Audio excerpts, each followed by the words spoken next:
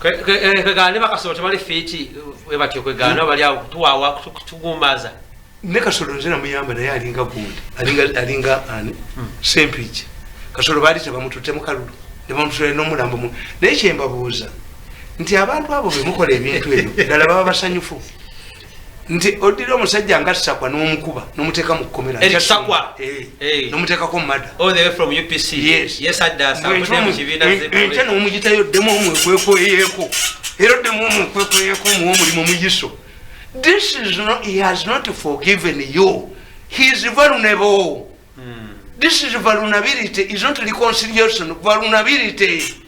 Nti omukazi nga Nasser ne musiba mu kkomera ne musu yabakolera emyaka 7 mu education n'afuna omulimu mu UNESCO ne musiba mu kkomera n'omuyita okukomawo n'ogamba nti ayagala nnyo nti nakyobe bbaawe gwe mwagoba mu ministry ne mumugobamu nawandika ebitabo nga 10 nagendayo nanga nti omanyi muganda nti bampa obutwa mu ministry nti nakyobe bwabakolera bwati nti musanyufu nnyo naye nawulyanga baga tulina okuba nakyobe ne Kadaga tulina okugobamu kubanga abo wano waliwo sente nyingi Kadaga ayinza okunfuka.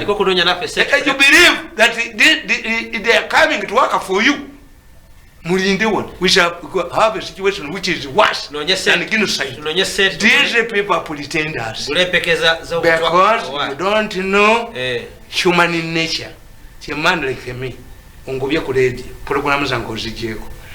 Omukazi wange omutageti nze emirundi ebiri okubya omwana wange ompadde obutwe emirundi 5 mama bamugobye kakati tutaddewo akakiiko ka Museveni ajja akakolereko sikukube enyondo gwe. One of us is an idiot. If you believe nti I can work for you, netutula akakiiko kekamu, you are looking for murder.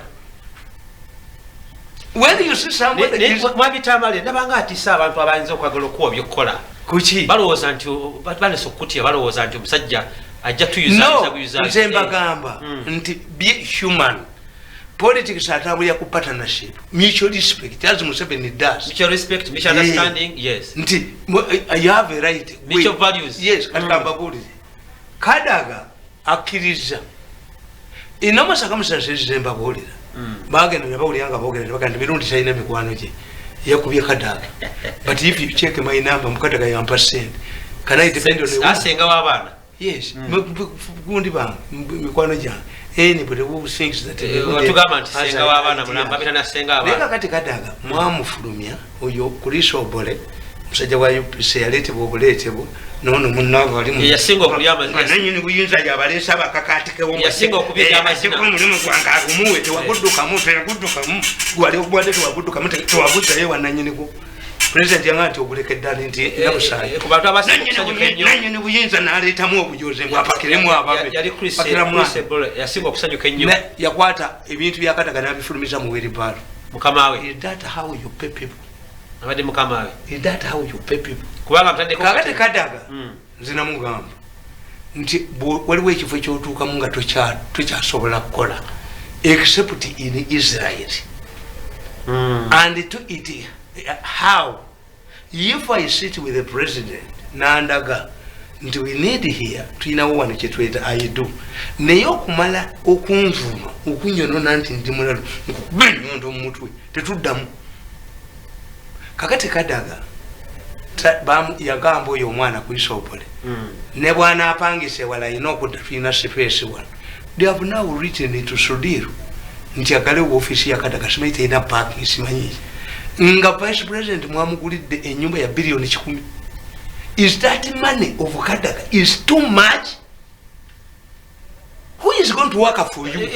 I think it's not about a man who has a habit of stripping women, he divorces tafuna bantu. Mwami Tamale eggwanga litandika ddyo okukolera institution nga tukolera abantu kubanga abantu batunulidde wafisi oba batunulidde Kadaga as a person. Mu by'ofuzi tuyita offloading.